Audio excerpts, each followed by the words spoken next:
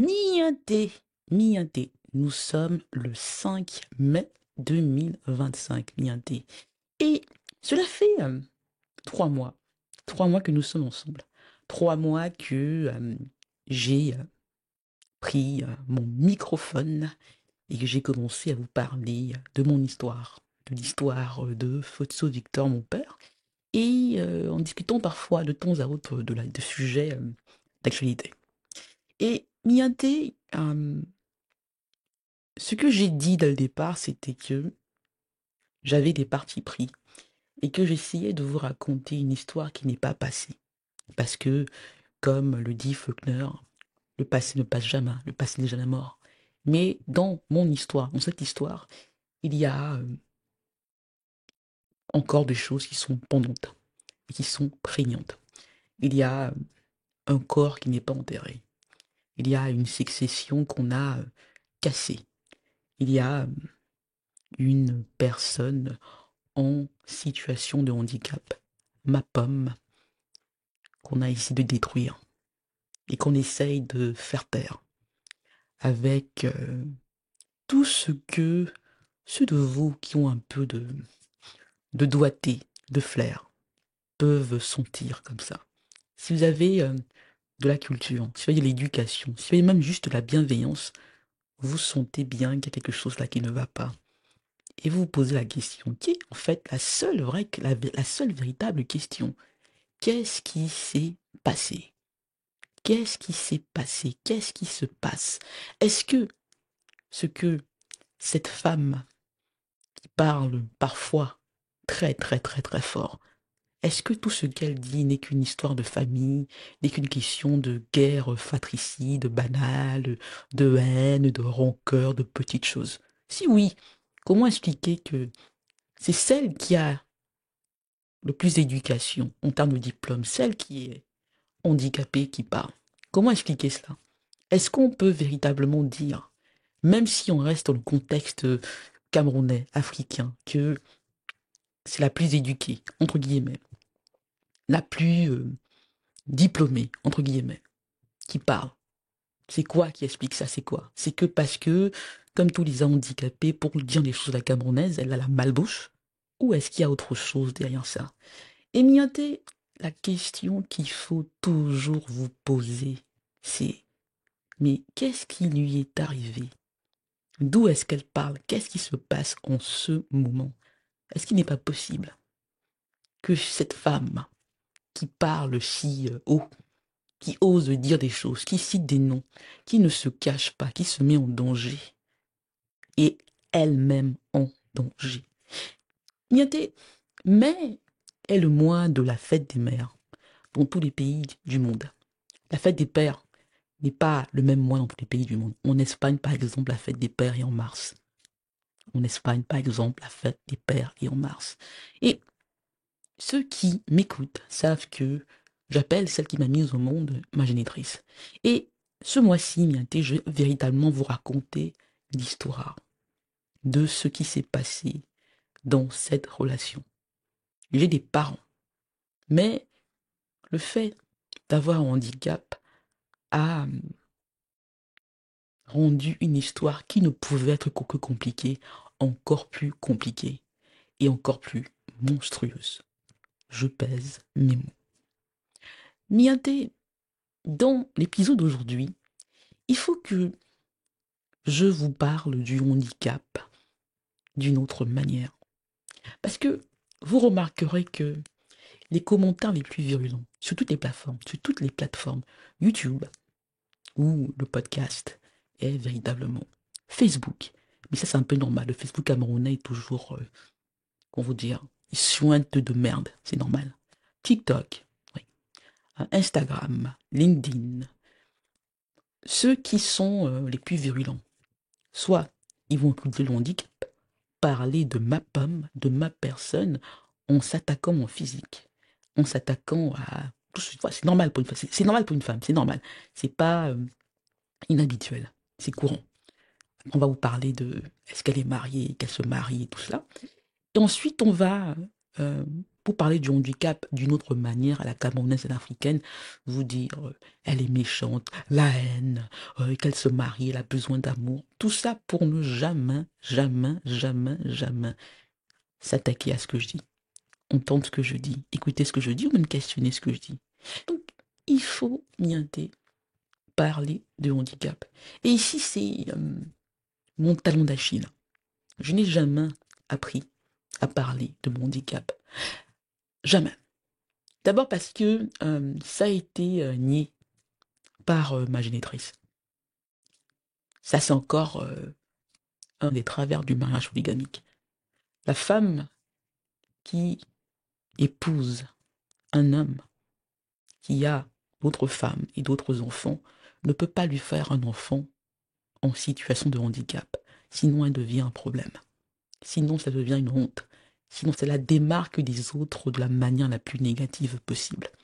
Et comme elle n'est pas la seule femme et qu'elle n'est pas véritablement une épouse, ça devient pour elle, mais lourd. Et lorsqu'on est dans un foyer polygamique, dans un mariage polygamique, et qu'on est une des femmes d'un homme très riche, d'un homme qui est, à l'époque, l'un des hommes les plus riches du Cameroun et d'Afrique, on ne peut pas mienter, être la mère d'un enfant en situation de handicap.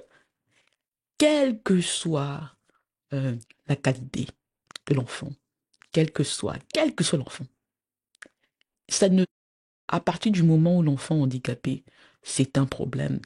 Rien d'autre ne compte. Rien d'autre. Et en plus, si l'enfant est une fille, oulala, elle devient mais un boulet, quelque chose qui est perçu comme une honte, comme une malédiction. On commence à chercher toutes sortes d'explications.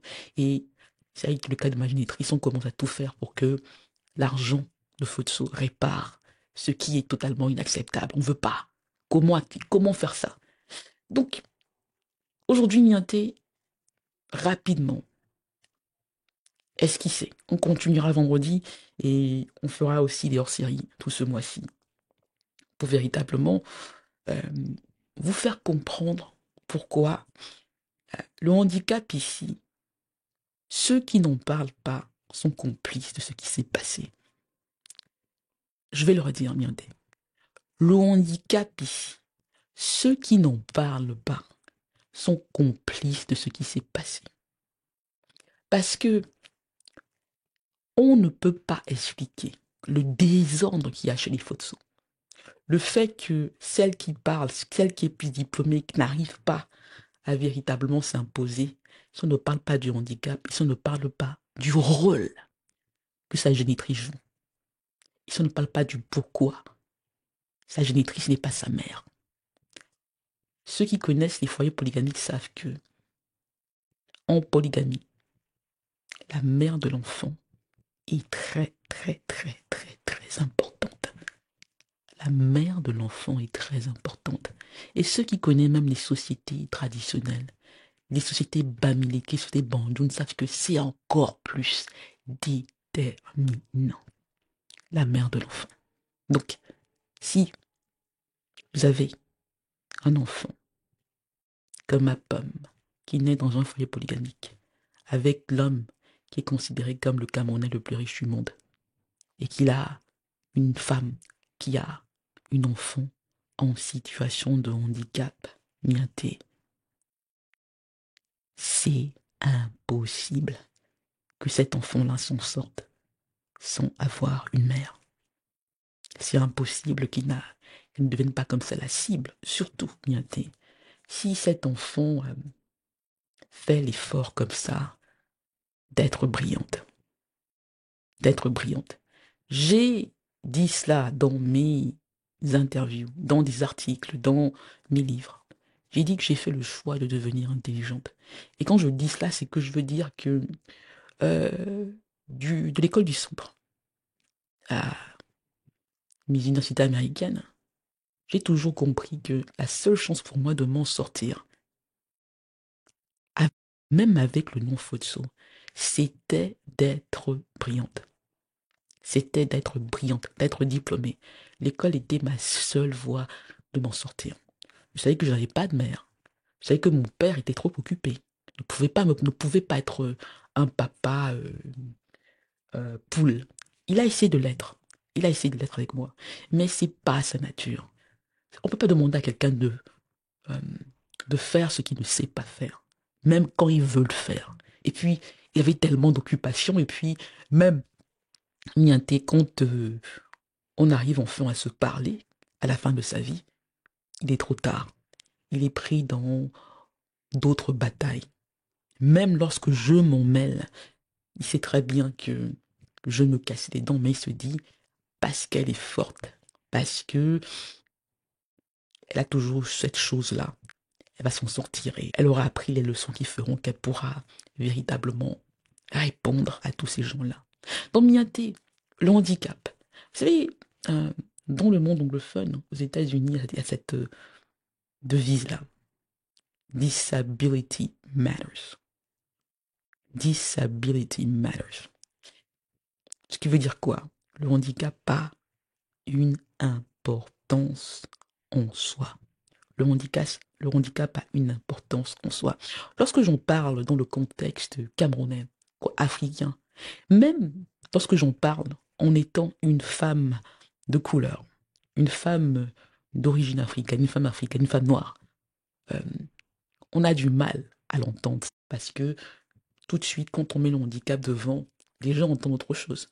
Et les gens, quand ils savent que j'ai le patronyme Fotso et qui googlent mon nom, ou qui se rendent compte que je viens d'une famille, entre guillemets, riche, ils ont du mal même à accepter que mon handicap matters, que mon handicap a une importance, que mon handicap a eu de l'effet sur ma vie. D'entendre passer, ils se disent, tout est ma fille de manière, avec l'argent sous ton Afrique.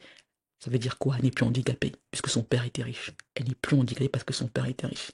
Il y a cette histoire rapide, anecdote bruxelloise, barreau de Bruxelles. Il faudra que je prenne le temps de faire un épisode sur le barreau de Bruxelles. Section française. Il y a cette dame du conseil de l'entre, du barreau de Bruxelles, qui me dit, lorsque j'ai des problèmes, lorsque je suis pris dans ces luttes-là, qui ont commencé dès 2016. On peut même dire qu'elles n'ont jamais véritablement cessé, que je suis né dedans et que je ne m'en suis rendu compte qu'en 2017. Mais lorsque ça commence à prendre feu, non seulement le barreau de Bruxelles aide le concours de Macaque, et je l'ai dit que parce qu'ils ont des avocats qui sont des ténors du barreau de Paris, mais prend à moi. On s'en prend à moi. On ne peut pas attaquer véritablement l'américanité de mes diplômes. On peut pas. C'est impossible. Vous savez que si c'était possible, Mianté, moi, je le fais avec le concours de Macaque, je le fais avec, je l'ai dit que, je dis le concours de Macaque n'a pas de diplôme, je l'ai dit que, encore moins. Ils ne peuvent pas ils ne peuvent pas dire la même chose sur moi, Mianté.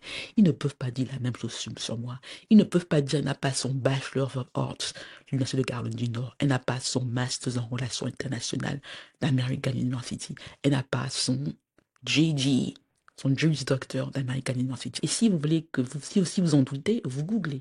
Vous voyez que même le magazine des alumni, des anciens élèves d'American University a fait un article sur moi lorsque j'essayais de faire le marathon de New York pour attirer l'attention du monde sur la difficulté du handicap lorsqu'on est une femme africaine. Ils ne peuvent pas le faire. Donc ce qu'ils font, Mianté, c'est qu'ils noient le passant avec toutes sortes de sous-entendus. Fait encore une fois par des ténors du barreau de Paris. Il faut vous rendre compte de cela. Il faut vous rendre compte des moyens que des Fotso, entre guillemets, utilisent contre leurs sœurs en situation de handicap. Donc il y a cette dame-là. Elle ne peut rien me dire sur mes compétences. Elle ne peut rien me dire sur moi. Donc il faut qu'elle attaque ça. Et qu'elle dise, ah, de toutes les manières, vous êtes une fille de riche. C'est une consoeur que je n'ai jamais rencontrée, jusqu'à aujourd'hui. Mais qui s'entend bien que j'avais des difficultés, qui ne voulons pas comprendre, ne voulons pas admettre ça, que disability matters, que le handicap a un rôle, a une importance en soi, qui qu'on soit. Mais mon patronyme devant en disant, vous êtes une fille de riche. africaine, fille de riche en Belgique. Donc, ils n'ont pas à s'en occuper. Donc, il me dit, de toute manière, la Belgique n'a pas à gérer ça. Le barreau de Bruxelles n'est pas une organisation sociale. C'est pas notre rôle. Ce sont des gens, mienté. C'est un barreau qui, lorsque les avocats de Je l'a dit que ont dit que j'utilisais mon titre d'avocat pour régler mes affaires personnelles, sont intervenus. Et qui plus tard diront tout de même que je ne suis pas véritablement avocate au barreau de Bruxelles, alors que j'y étais admise sur la liste des avocats étrangers en 2014. En 2014. Donc, cela, pour vous dire que même les Belges, même des gens qui ne sont pas dans les sociétés camerounaises, ont du mal avec cela, avec ce handicap-là, parce qu'il y a l'argent, parce qu'il y a la couleur, parce qu'il y a le genre, et parce qu'il y a cette africanité-là, et parce qu'il y a tout ce bruit-là qu'on fait. Et nienté. Et parce qu'il y a aussi ce que celle qui a mis au monde l'enfant et ses autres enfants ne disent pas pour défendre leur sœur, pour défendre son enfant en situation de handicap. Et c'est cela qui est grave. Et c'est cela que je vais prendre le temps ce mois-ci, en faisant des épisodes plus courts, plus concis, pour raconter comment une femme diplômée, a choisi de vendre sa fille en situation de handicap. Et cet épisode s'intitule Un œuf se rebiffe. C'est un hommage à cet essai de Hannah Arendt, qui est de plus en plus connu, où elle dit des egg speaks, les œufs se rebiffent. Et elle parle de cette expression très courante, on ne fait pas d'omelette sans casser les œufs. On ne fait pas d'omelette sans casser les œufs. Et moi, mienté, c'est cela ma tragédie, c'est que parce que je suis née dans un foyer polygamique, parce que je suis née dans le foyer polygamique d'un des hommes les plus riches du Cameroun et d'Afrique, parce que je suis, depuis l'âge d'un mois, une personne en situation de handicap, je ne pouvais être qu'un œuf qu'on devait casser pour faire une omelette. J'étais condamné à ça. J'étais condamné à ça. J'étais un poids pour celle qui m'a mise au monde, qui avait du mal à être une mère. Et j'étais, comment vous dire, quelqu'un qui gênait les autres. Parce que moi, contrairement à tous les autres, contrairement au cancre de Mac, contrairement à Je l'ai dit, que contrairement à tous les autres Fotsu, moi, je ne pouvais pas me permettre de ne pas avoir d'éducation. Mienté. J'étais la seule Fotsu. Je suis la seule Fotsu à qui on n'aurait jamais pardonné de ne pas avoir d'éducation. Je suis la seule Fotsu à cause de mon handicap à qui on n'aurait jamais parlé de ne pas avoir d'éducation. Donc, quand vous entendez cette histoire et qu'on vous parle du cancre de Maca, quand vous dit non mais il a souffert, son père lui a pardonné, quand on parle de Joël en disant que mais non, c'est elle qui a fait ceci, c'est elle qui a fait ça. Dites tout, ok. Et Christelle Nadia Fotso, ah non, elle est aigrie, elle est haineuse. Ah non, ok d'accord, ok d'accord. Son handicap, quelle importance là? Ah non, les handicapés, c'est tout. Non, ok. Est-ce que ça joue un rôle ou pas? Deuxième question que vous devez poser. Ok. Quel rôle a joué celle qu'il a mise au monde et ses autres enfants? Est-ce que vous êtes en train de nous dire que Christelle Nadia Fotso, la fille en situation de handicap de Fotso Victor, qui a une mère qui n'est pas n'importe qui, que le problème ici, c'est que cette femme-là est la plus haineuse, la plus mauvaise. C'est elle qui a tout cassé. Elle qui n'a jamais géré une entreprise Fotso. Elle qui n'a jamais eu l'argent des autres. Mais qu'on va quand même vous dire que non, c'est elle qui a tout gâté. Est-ce que ça vous semble crédible? On n'a même pas besoin de connaître l'Afrique. On a besoin que de comprendre ce genre de famille-là où euh, l'handicapé devient le problème parce que quelque part, c'est facile. Ça permet, ça permet d'occulter tous les autres sujets en faisant de la personne en situation de handicap, surtout lorsqu'il n'est pas possible, Miaté, de l'étouffer,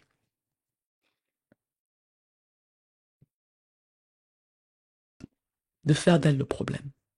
Moi, Miaté, j'ai choisi d'être intelligente. Je n'avais pas le choix. J'ai choisi d'aller à l'école pour parler camerounais. J'ai choisi de me culturer, de me cultiver parce que je n'avais pas d'autre choix. Et puis, heureusement pour moi, j'ai eu l'écriture, qui a été ce don-là qui est venu très très très vite. Et ça a posé un problème à tout le monde, y compris la génitrice. Il faut être vision dans tout ça. La raison pour laquelle Mianté, avec mon père, ça a toujours collé, pour parler familièrement, c'est qu'on avait ça en commun. Nous étions tous les deux des handicapés. Foutsouviton ne savait pas lire ni écrire. Il ne savait pas lire ni écrire. C'était un handicap. Et il voyait sa fille qui ne savait pas marcher. Et ça faisait qu'on se comprenait. Et ça faisait qu'on se comprenait. C'était ça notre lien. C'était pas l'amour.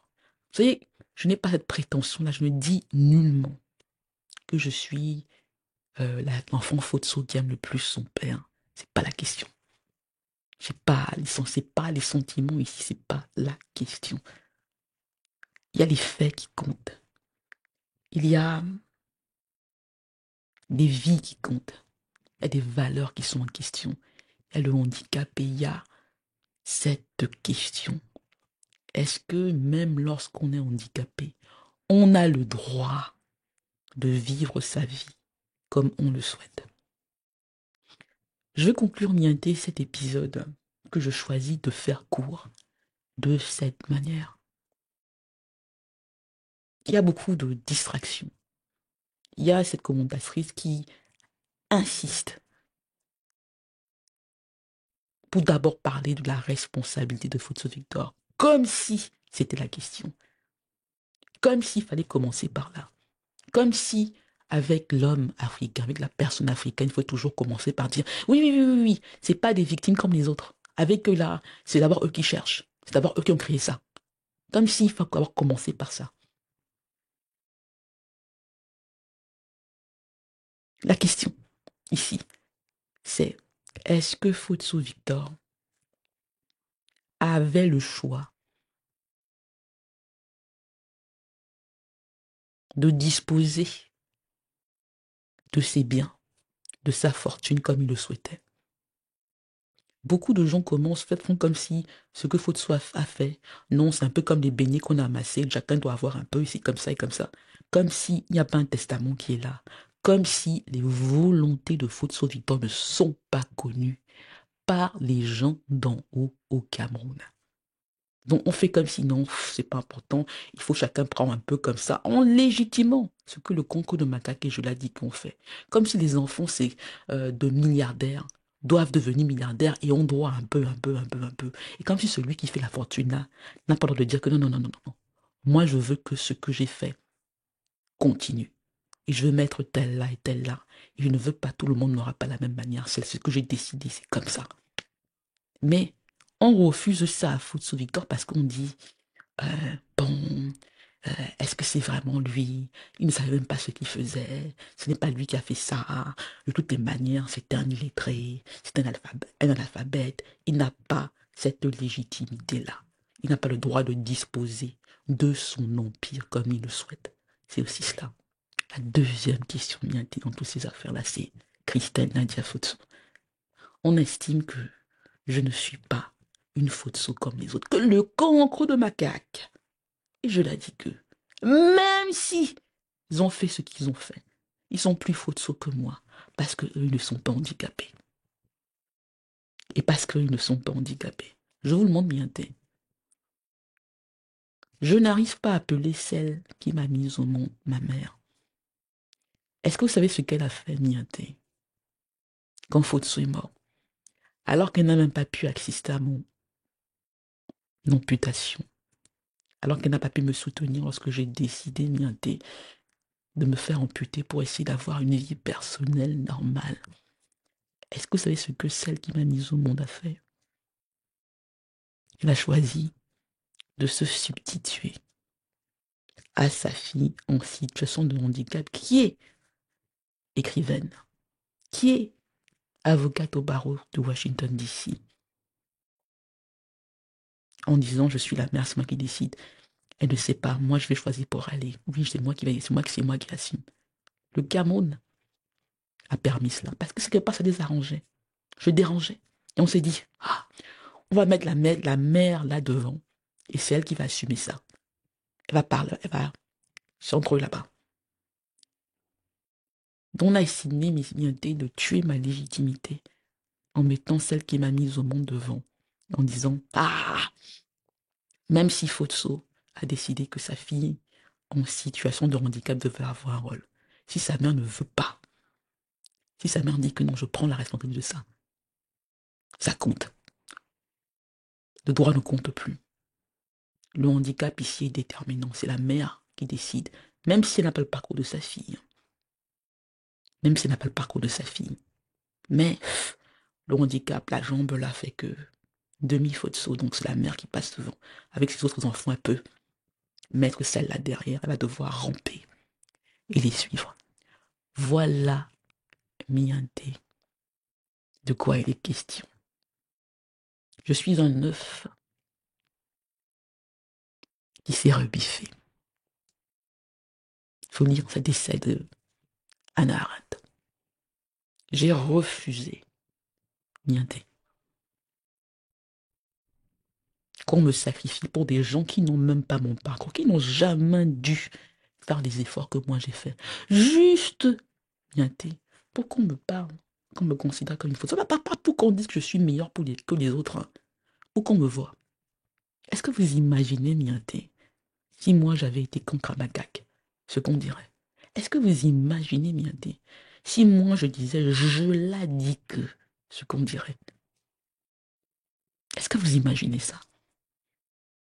Et Mianté, est-ce que vous imaginez, si je n'étais pas en situation de handicap, ce que tous ces gens-là, ce que vous-même, vous diriez d'une femme qui met un enfant au monde, qui devient une personne en situation de handicap, mais qui la sacrifie de la manière la plus monstrueuse possible.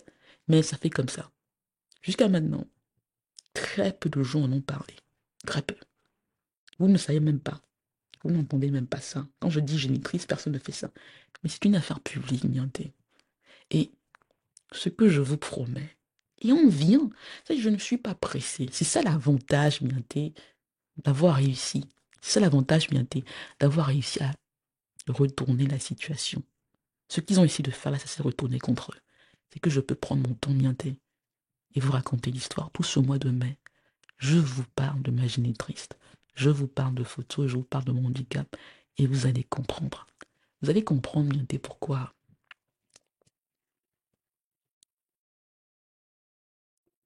ils ne peuvent pas m'éteindre. Ils ne peuvent pas me débrancher. Pourquoi cette affaire va finir par exploser. Il va se retourner contre eux de la manière la plus explosive possible. Et pourquoi tous ces acteurs publics-là, au Cameroun et ailleurs, ont du sang sur les mains et sur leur stylo? Vous allez comprendre pourquoi. Nianté, je ne sais pas. Je n'ai pas cette arrogance-là pour vous dire que je suis sûr que je vais gagner le combat. Non. Ce que je sais, c'est que la vérité va finir par sortir et qu'on ne pourra plus faire diversion, parler de distraction, pas de moi le sujet. Et que ceux qui continueront à parler du cancre de Makagave, oh, c'est le plus brillant, machin, n'auront plus aucune excuse. Et que ceux qui se taisent en disant, c'est non, ça ne nous intéresse pas, ça c'est votre problème, ça va finir par vous intéresser. Et que ceux qui disent, ah, là, non, mienté. Il y a ici des cadavres, il y a du sang sur les murs. Et la chance que j'ai, c'est que ce n'est pas qu'une affaire camerounaise. Et mienté. Vous savez, ce qui est génial, c'est que ici, l'argent ne peut pas tout régler. Ici, mienté, l'argent ne peut pas tout régler. Donc, les gens disent, ah, ils se battent pour les biens, mienté. Nanana. Ici, l'argent ne peut pas tout régler. Je vais leur dire, ici, l'argent ne peut pas tout régler. Lorsqu'on fait de quelqu'un un œuf qu'on doit casser pour faire une omelette que tout le monde doit manger en disant ah, c'est bon, c'est fini ça. C'est plus une question de mangiare. Ça devient une question de valeur, de justice et de vérité. Et l'œuf, lorsqu'il se rebiffe, finit par dire no justice, no peace. Donc voilà, mienté. Moi, demain, intéressant, on va parler de génitrice. Quand est-ce qu'une génitrice est une mère? Est-ce qu'une femme en mariage polygamique a des excuses lorsqu'elle vend sa fille en situation de handicap? On vous en parle, miaté, tout le long de ce mois. Voilà. Merci d'être de plus en plus nombreux à me suivre et n'oubliez pas de partager les épisodes en vous abonnant, miaté, à ma page YouTube. À vendredi pour un autre épisode en français et tomorrow for an episode in English. Demain, épisode en anglais. À très vite, mienté. On reste ensemble.